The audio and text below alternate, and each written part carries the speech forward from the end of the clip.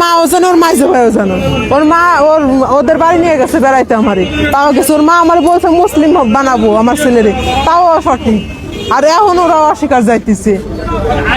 এখন অস্বীকার যাইতেছে কি? ওর মা কি বলে? ওর মার সাথে কাকে যোগাযোগ ছিল? হ্যাঁ, ওর মার সাথে আগে যোগাযোগ ছিল। ওর মা বলতেছি না না, ওর মার সাথে প্রায় কয় মাস, যে কয় মাস আমি কাজ করছি সে কয় মাস পুরো ওর মার সাথে আমার যোগাযোগ। ফোনে কথা বলছি, তাও 3-4-5 মাস হবে। এই 5 মাস ওর মার সাথে কথা বলছি? হ্যাঁ, কথা বলছি।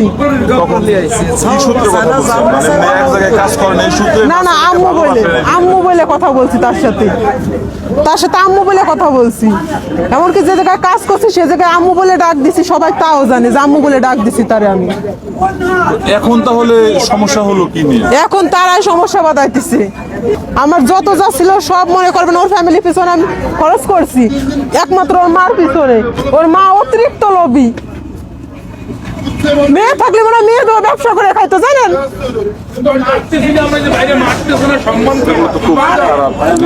আচ্ছা, এই ও বলতেছে যে তোমার পরিবারের পিছনে টাকা রাখছে। কিভাবে টাকা রাখছে? মানে বেতনের টাকা কি পরিবারে দিছে না? বেতনের টাকাও দিছে, এমনকি আমার রূপোর জিনিস ছিল, স্বর্ণের জিনিস ছিল, আমি বিক্রি করে দিচ্ছি। কিস্তি দিতে পারতেছে না, ফোনের করতে পারছে না, কিংবা এটা লাগবে ওটা লাগবে, আমি দিচ্ছি। এখন তাহলে ওরা কি বলতেছে আর আপনারা কি বলেন? এটা এখন ওর কাছ থেকে জিজ্ঞেস করেন। আমি বলছি যে ওর সাথে আমার বিয়ে হয়ে গেছে, তো ও কি বলতে চাচ্ছে সেটা শোনেন। আমি ওর পরে ছাড়ে দিলাম। আচ্ছা, এই না ছাইরে দেওয়ার বিষয়ে আর একটা কথা, সেটা হলো যে ও তো হিন্দু, আপনি হলো মুসলমান। ও মুসলমান হয়েছে, দরকার হলে আপনাদের সামনে আবারও হবে। কিন্তু হাত যে ধরে রাখছে, এই হাত ছাইরে গেলে তখন তো দুজনের বিপদ। কোনোদিনও ছাড়বো না। এই দেশে এমনিতেই সমস্যা, জানি, সেটা বুঝতে পারছি। মুসলমান হিন্দু আর একটা দাঙ্গা লাগে, ঝামেলা না? বুঝতে পারছি, বিষয় বুঝতে পারছি, আমি অবুঝ না, বুঝছেন? কিন্তু এই জায়গায় সব ঝামেলা ওর মা বাদ আছে আর ওর ভাই বাদ আছে। তাছাড়া ওর বাবাও কিন্তু আসে নাই, দেখছেন? ওর বাবাও আসে নাই। পরিবারের মেন সমস্যা কিন্তু বাবারাই, সে বাবাই আসে নাই। কোন কারণে আসে নাই? কেননা ওর মা জানেন কতটা খারাপ। বাঁধন, তুমি কি বলো? আমি তো ওকে চাই, ওকে সাথে আমার বিয়ে হয়ে গেছে, আমি ওকে ছেড়ে যাবো না। আমি ওই ফ্যামিলিতে যাবো না। তো নিতে আসছে তোমাকে? নিতে আসলেও তো আমি যাবো না। তারা জানতো তারা একটা মেয়ের জীবন নষ্ট করবে বিনি কারণে কি করতো, তারা সবই জানতো। তো মেম্বার চেয়ারম্যানটা পাওয়া যাবে, তারপরে ধর্মশাস্ত্র আপনারাও না, আমরা যাই, আমি ঠিকানা দিয়ে দেবো, নাম্বার দিয়ে দেবো, আপনারাও যাবেন। যাওয়ার পরে সালিশে যাওয়া হয়, তাই আপনারা করে দেবেন, অধিকার আমি বাইরেও ফেলাতে পারি। একবার সালিশ করছেন না? বড় হ্যাঁ, একবার হয়েছে।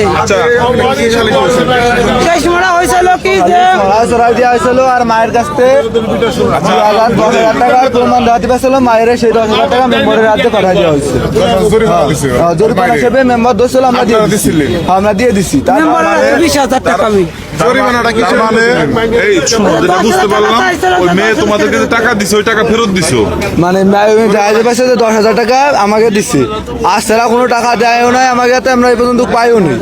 ওই মায়ের 10,000 টাকার প্রমাণ দেখাইছে মেম্বারের কাছে, সেই 10,000 টাকা শুধু বিভাগ হয়েছে, আর 10,000 টাকা জরিমানা হিসেবে দিয়ে দেবা, আমরা মেম্বারের সেই টাকাটা দিয়ে দিচ্ছি। বদি, আপনার ছেলে কতদিন ধরে বাড়ি ছাড়া? বাড়ি মঙ্গলবারে রাতেতে। সে আগে বলছে আমি হিন্দু হবো, সব প্রমাণ কিন্তু আমাকে রেকর্ডিং করা রয়েছে। মেয়ে চাইছিল? হ্যাঁ, সেসব রেকর্ডিং কিন্তু আমাকে আছে। আচ্ছা, তোমার মা এর আগে বলছে যে ওই মেয়ে হিন্দু হইলে কোনো সমস্যা ছিল না, এই ধরনের কথাবার্তা হয়েছিল আগে? হ্যাঁ, ওই ধরনের কথাবার্তা হয়েছে যে মেয়ে হিন্দু হইলে ওই মায়ের সাথে পরে খারাপ ব্যবহার করছে, মা এখন হিন্দু হবে না। কি নিয়ে খারাপ ব্যবহার?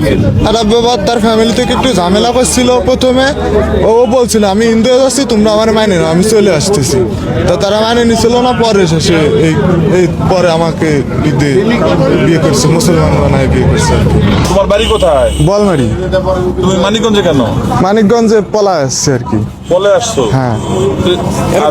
মেয়ের বাড়ি কোথায়? মেয়ের বাড়ি শালতাই। সালতাই ফরিদপুর সালতা ফরিদপুর। হ্যাঁ। মানে তোমার বাড়ির মেয়ের বাড়ি কাছাকাছি। কাছাকাছি। তো মানিকগঞ্জে আসলা, এটা জানাজানি হলো কিভাবে? জানাজানি হয়েছে, আমি একটা ফোন নিয়েছিলাম, ওই ফোন থেকে জানাজানি হয়েছে আর কি। কে জানছে? ওই ফোনের দোকানদারি বের করছে আর কি। তো সে টাকা পাবে সেই আন্দাজে আমাদের খুঁজে বের করছে। তারপরে সে আমার আব্বু আম্মুকে নিয়ে আসছিল, আম্মুকে ভাইকে নিয়ে এসে সে তার মানে তুমি বাকিতে ফোন কিনছিলে, ওই ফোনের সূত্রে তোমাকে পাওয়া গেছে। হ্যাঁ হ্যাঁ তোমরা এই বাসা ভাড়া নিছো? বাসা ভাড়া। কতদিন ধরে? এই 3-4 দিন হয়েছে, 4 দিন হয়েছে। তুমি কি মানে ধর্মে কি তুমি? হিন্দু। হিন্দু? এখন মুসলিম। তোমার পূর্বের নাম কি? পূর্বের নাম বাঁধন। বাবার নাম? বাসুদেব রায়। হ্যাঁ? বাসুদেব রায়। বাসুদেব রায়। রায়। আর মায়ের নাম? স্বপ্না রায়। মুসলমান হওয়ার পর তোমার নাম কি রাখছো? মুসলমান হওয়ার পর আমাকে তাহিদ বলে ডাকে। এখন তাহলে তুমি কি চাচ্ছ? আমি তাকে চাচ্ছি।